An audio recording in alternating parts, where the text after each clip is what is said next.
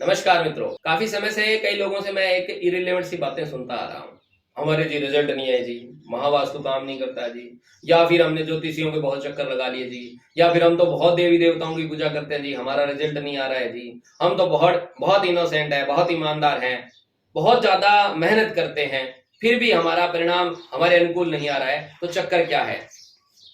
यदि आपको भी ये लगता है कि आपने बहुत प्रयत्न कर लिया लेकिन फिर भी रिजल्ट नहीं आया, ये सारी चीजें गलत है या फिर ये सही है या नहीं है, इस दुविधा के अंदर हो, तो यह वीडियो आपके लिए बहुत इंपॉर्टेंट है। क्योंकि आज मैं बात करने जा रहा हूं कि कौन ऐसे लोग होते हैं जिनका रिजल्ट आता ही नहीं है या रिजल्ट कब आता है।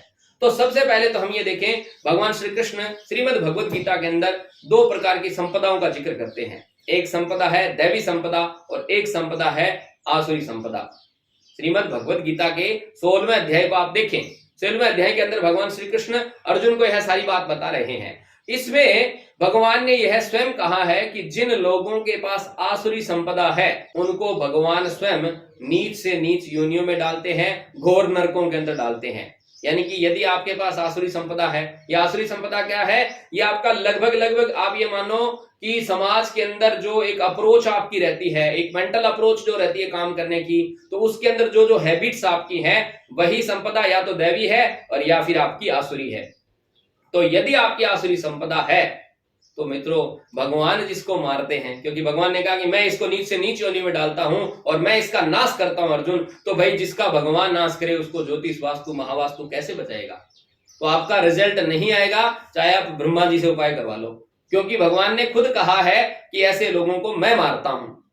तो ये ध्यान में रखिए कि यदि रिजल्ट नहीं आ रहा तो सबसे पहले निरीक्षण करना है खुद का कि कहीं मेरे अंदर तो गड़बड़ नहीं है। क्योंकि महावास्तु की यदि फिलोसफी की बात करूं मैं, और तो मैं किसी पे चर्चा नहीं कर सकता, लेकिन महावास्तु मेरे परम पूज्य श्रद्धेय गुरुदेव डॉक्टर खुशदीप बंसल जी, जिन्होंने 30 वर्षों का एक्सपीरियंस अपना वो सारा एक सार रूप में जगत को दिया है। उन्होंने अपने जीवन के अंदर 12,000 घरों के अंदर तो ये रेमेडी लागू करके देखी। और अभी यदि मैं पूरी टीम की मान लूं, जितने ट्रेनर है, जितने साथी है महावास्तु परिवार के, यदि थोड़ा भी कैलकुलेशन यदि हम करें तो कम से कम 5 से 10 लाख घरों के ऊपर ये रेमेडी अप्लाई करके देखिए, सबके रिजल्ट आ रहे हैं, फिर आपका क्यों नहीं आ रहा? सोचने वाली बात है ना। हम कोई अलग तो नहीं है उसमें, लेकिन रिजल्ट नहीं आ रहा तो पहला कारण तो अपन आसुरी संपदा वाला मान लेते हैं। दूसरा कारण क्या है? यदि बिल्कुल सही हो फिर भी रिजल्ट नहीं आ रहा तो मुझे एक कहावत याद आ रही है, पारस तेरा गुण किसा जो कंचन करत न लोहा, के तो निज पारस नहीं के बीच रहा बिछोहा। यदि पारस पत्थर की बात करें तो उसकी महिमा के बारे में हमारे शास्त्रों में लिखा गया है कि पारस जब किसी लोहे को स्पर्श करवा दिया जाए तो लोहा स्वर्ण बन जाता है। और यदि लोहा सोना नहीं बन रहा है तो उसके दो ही कारण होते हैं, या तो पारस पत्थर या फिर उस लोहे के अंदर खोट है, यानी कि ओरिजिनल लोहा नहीं रहा होगा, या फिर ओरिजिनल पारस नहीं है, और या फिर दोनों के बीच में कोई गैप है, दोनों का सही से संपर्क नहीं हो पाया, कोई पर्दा है बीच में। तो यहां पर महावास्तु को यदि मैं पारस मानूं, डॉक्टर खुशदीप बंसल जी की रेमेडी को पारस मानूं, तो ये तो प्योर पारस है। जिनके घर पे किया है वहां पे अद्भुत चमत्कार आए हैं, ऐसे लाखों उदाहरण हैं पूरे देश भर के अंदर। तो यानी कि पारस में तो कोई दिक्कत नहीं है।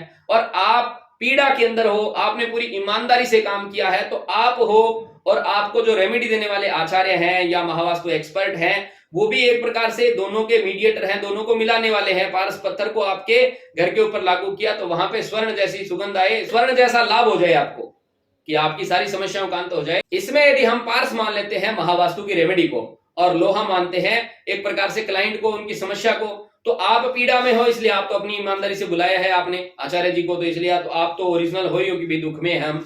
और दूसरा, वो रेमेडी देने आए हैं तो उस रेमेडी में दिक्कत इसलिए नहीं है क्योंकि लाखों घरों में रिजल्ट आए हैं, तो एक ही कारण हो सकता है कि वो रेमेडी आपने सही ढंग से अपने घर पे अप्लाई नहीं की। यदि आपने ये जानना है कि महावास्तु की रेमेडी हम किस प्रकार से अपने घर में अप्लाई करें, तो आई बटन पे मेरा ये वीडियो लिंक है, इसको आप क्लिक करें। इसमें मैंने बताया है कि महावास्तु की रेमेडी को किस प्रकार से अप्लाई करना है। 2 वीडियो है, इसको पक्का देखें और इसको देख करके फिर उसी विधि से, जिस विधि से आपके आचार्य जी ने, महावास्तु सलाहकार ने आपको राय दी है, उसी विधि से अपने घर में वो रेमेडी अप्लाई करें। रिजल्ट पक्के आते हैं। फिर भी रिजल्ट नहीं आ रहे हैं तो मान लो आपने कह दिया कि रेमेडी अच्छे से लगा दी, आचार्य जी ने बहुत ईमानदारी से किया, हमने बहुत ईमानदारी से प्रयास किया, फिर भी परिणाम नहीं आए हैं, तो मित्रों कई बार रिजल्ट दूसरे से तीसरे लेवल में प्राप्त होते हैं। परम श्रद्धेय गुरुदेव हमेशा ये कहते हैं कि कई बार पहली बार रिजल्ट नहीं आए तो दूसरे लेवल की जब रेमेडी होती है, जब फर्दर आगे डिटेलिंग होती है, एक बार आपका नक्शा विश्लेषण किया है, आपको रेमेडी बताई गई है, आपने अप्लाई किया लेकिन रिजल्ट नहीं आए, तो फिर उससे आगे की डिटेल होती है। जैसे किसी भी डॉक्टर के पास जाओ, ये ऐसा थोड़ी होता कि एक बार दवाई दे दी बिल्कुल तैयार कर दीजिए, आपको वहां पे भी थोड़ी डिटेल होती है ना। वहां पे तो आप भरोसा रखते हो कि डॉक्टर साहब इस बार तो ठीक नहीं हुआ, कोई और जांच करो, और जांच करो जी, ऐसे जांचे कराते कराते 10 साल लगा देते हो आप। लेकिन यहाँ पर जब सनातन फिलोसफी की बात हो तो आप कहते हो बस एक बार में कोई ऐसा चमत्कार हो जाए कि हम तो बस नंबर 1 हो जाएं जी, ऐसा होता नहीं है। कई बार पहले लेवल पर रिजल्ट नहीं आता तो 5 लेवल की महावास्तु रेमेडी है। हो सकता है आपका बैलेंस नहीं हो, कहीं पे कोई घर के मर्म स्थान है वहां पे कोई दिक्कत हो, तो उसके लिए दूसरा नक्शा बनता है, उसमें मर्मा की मार्किंग होती है। हो सकता है देवता फील्ड जो है वो उसमें कहीं ना कहीं दिक्कत हो, तो उसके अंदर भी समस्या आ सकती है, तो तीसरे लेवल पे हो सकता है। कई बार प्रोग्राम गलत ढंग से कर रखा है, बहुत सारी ऐसी चीजें हैं।